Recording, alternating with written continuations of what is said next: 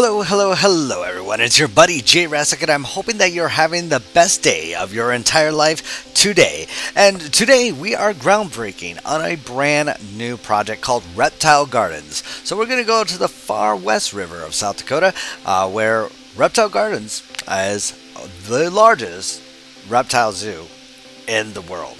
And honestly, if you look at it, you would think it's just some tourist trap. It's kind of like the world's largest ball of yarn. I don't know. It looks a bit like a tourist trap. But in all reality, this is a very prestigious and worldwide recognized zoo. Reptile Gardens, once again, is located in south of Rapid City, South Dakota, on the main road to Mount Rushmore National Memorial. The park is open usually only during the summers, between, I believe, March into November every year. Reptile Gardens was cited again in 2014 for the Guinness Book of World Records for being the largest reptile zoo. It was recertified in 2018 with over 255 subspecies and species of reptiles. And that's not including the prairie dogs, it's not including some other small mammals they have in there, as well as birds and amphibians. So nonetheless, when I hear the world's largest reptiles, and everyone that knows me knows I'm a sucker for reptiles. I love reptiles, alongside with birds. Birds and reptiles are my thing. Like a lot of my builds, I would rather build bird zoos or reptile zoos, and even some amphibians versus mammals or large like elephants and rhinos. I mean, don't get me wrong, I still love every animal within the United Kingdom, but reptiles are by far my favorite. And I think honestly it's due to the fact that when I was younger, it was for my love of dinosaurs. So nonetheless, it definitely has this is one of my all-time favorite zoos, and it just felt appropriate that due to the fact that we're taking a little bit of a break of the Omaha Zoo, and since we actually just started a reboot series on that, and then on top of that, I'm working tirelessly with a collaboration zoo with Old Country and Gecko Boy. It just felt appropriate to maybe just do a smaller zoo. And honestly, looking back, I really wish that I would have done a smaller zoo versus trying to tackle the Omaha Zoo in the very beginning. So nonetheless, I would say that if I have any advice for anyone that's starting off with Planetzoo to get your feet wet in sandbox mode, start off with a smaller project. You know, something with a few exhibits, maybe some somewhat advanced building techniques, and just get your feet wet, get the feel of the game itself. And like I said, with the Omaha Zoo, I didn't have that opportunity because I just decided, oh hey, this is a zoo game, let's go ahead and make a huge park called the Omaha Zoo.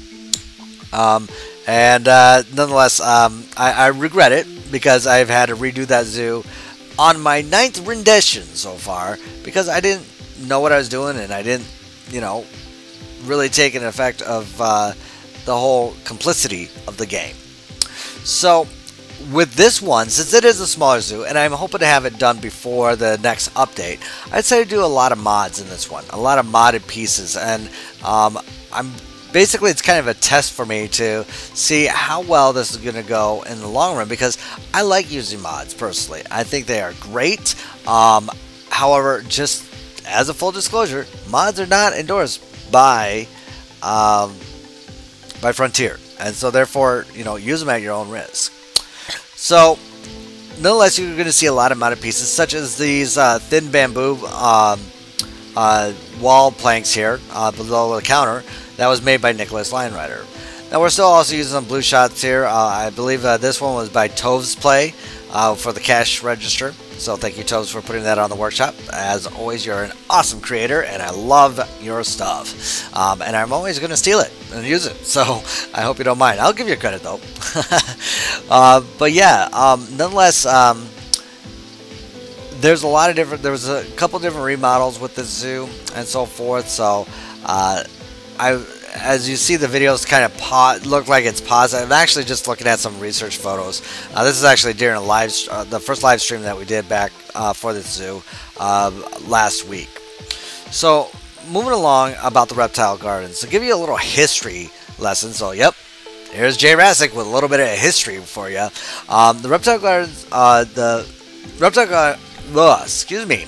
Let's try this again. Reptile Gardens was a family-oriented South Dakota attraction that was founded by a 21-year-old reptile enthusiast, Earl Brocklesbig, and officially opened on June 3rd of 1937. Intrigued by his fear and interest people expressed when faced with a snake, Earl set up a small display of snakes, charging people to see them. After some initial success, the Reptile Gardens did go through some difficult times in the 1940s when Earl was serving in the Army during World War II.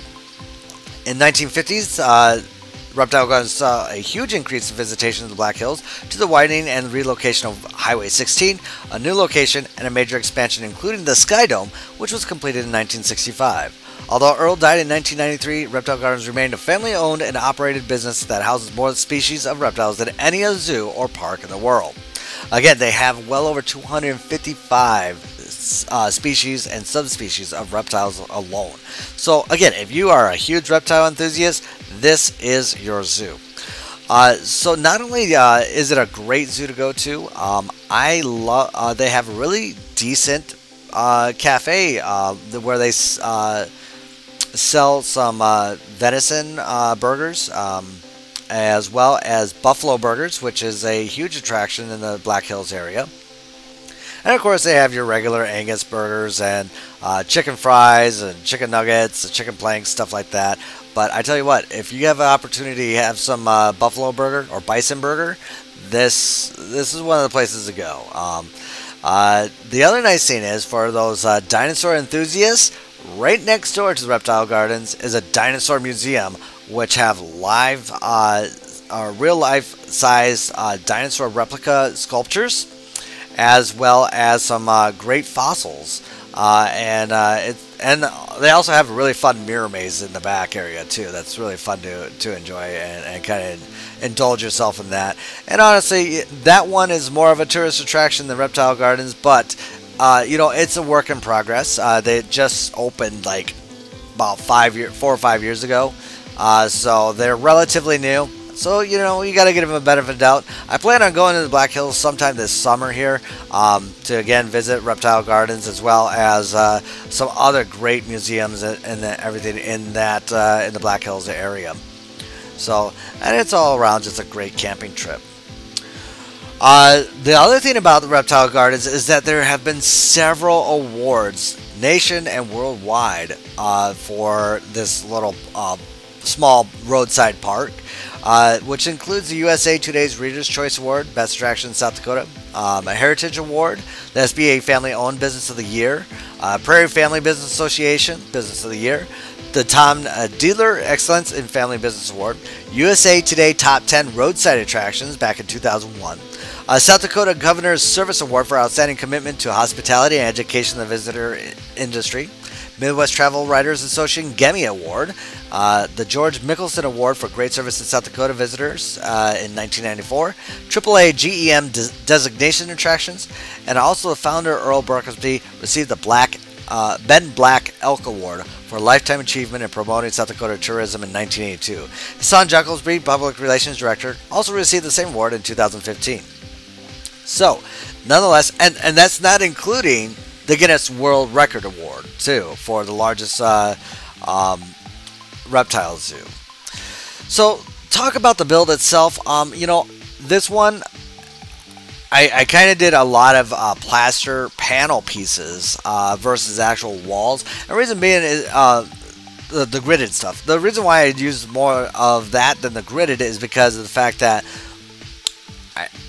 to get it to real life, to game size comparison, I actually had to size down to a 1 to 2 millimeter or 2 meter grid at some points, which did cause a little bit of building issues. So, you know, especially when you're trying to place some of the facilities and everything on the grid, if you don't have it at the 4x4 grid, it's like the game just doesn't really want to do what you want to do. Same with pathing and stuff. I mean, the pathing doesn't connect and stuff. It's just a pain in the butt. Right here, you kind of saw a little glimpse of the gift shop, which I thought I was going to try and tackle during the live stream, and decided against it, which I'm probably going to be doing here in the next video or two. Probably after I'm done with the. I should really finish the gift room up before I actually do the safari room. And then of course, you know, the reptile storage area, or backstage area is what I'm kind of calling it. I really loved working on this. It took me a little while to try and decide what I was going to do. I saw Sawdust had a reptile cages there, you see there. And then of course, Tove's Play, again my main man, who like has the best blueprints ever and is a great creator, created a small animal display, which we're going to see here just momentarily. Now, I did some modifications on it, like I always do, just basically to reduce some piece count, as well as maybe just move things around a little bit better to my needs here. The other thing was the flooring. I tried to use several different, as you saw earlier, I was like kind of comparing some modded pieces because I wanted to try and focus more on a modded zoo than in-game. This to really show how well mods would do. So I actually just went back to the concrete and just kind of went there. And here you see Tove's Play's small animal exhibits, which is, again, if you need a small animal type casing, this is your way to go. One thing I will definitely say, you want to make sure that you use a double wall or a triple, because a lot of it does protrude out through the wall if you're going to put it right up against the wall. What I basically did is I did copy and paste. I did remove some of the faux rock and put in some of the Nicholas LionRiders exhibit pack props in place of that. Of course, not all of that matched up and so forth. So, you know, nonetheless, it just, I kind of played around with it a lot to see what we could do with some of those modded pieces to get them within this build. After that, I did put them back to back and kind of created a shelving area of storage for this, for all these reptiles here. After we completed all that, I then decided that we should probably go ahead and kind of create a center counterpart, which you're going to see here in a few moments. You know, I was really kind of decided whether or not to use the sign pieces that Tove's used for this, for his small animal enclosures. But I think I actually went with aluminum pieces and so forth. But yeah, nonetheless, it really turned out very well, as you're going to see in the walkthrough here in just a few minutes. But all I got to say is thank you, Toves, for putting this out here, because this was one hell of a asset to this build. So thank you so much. And ZZ, for yours as well, or Sawdust, I think those were from Sawdust, those little reptile bins there. And here we are, you'll see me starting to build the center table area. And I just kind of copied the same aspect that Toves played there. And just kind of replicated his style there to make that fit within the room.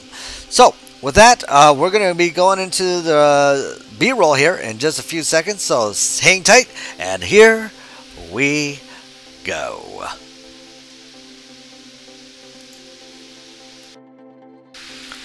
Alright everyone, welcome to Reptile Gardens, the B-roll, or also known as the live walkthrough. So first off, you know, I want to say the front is not completed yet. I've still got a lot of different floral as well as bushes and stuff to put at the bottom. Also, the parking lot itself is obviously not marked at all. I still need to put a billboard, and I may do some scenery, facades and stuff like that in the background. I actually thought about somehow incorporating kind of a Black Hills theme in the background, make it a little bit more hilly and stuff like that. But yeah, so moving forward, let's go ahead and walk right in to our little walkthrough here. So we got the front entryway, which basically out to the left we will have the gift shop, which is honestly a really huge gift shop. They do have some offices and everything like that in the back area over this section here, so I may go ahead and implement that in here as well. And then moving on, we do have our front counter, which is we got the modded bamboo by Nicholas LionRider, if I remember correctly, and of course Tove's Play has graciously provided a nice cash register.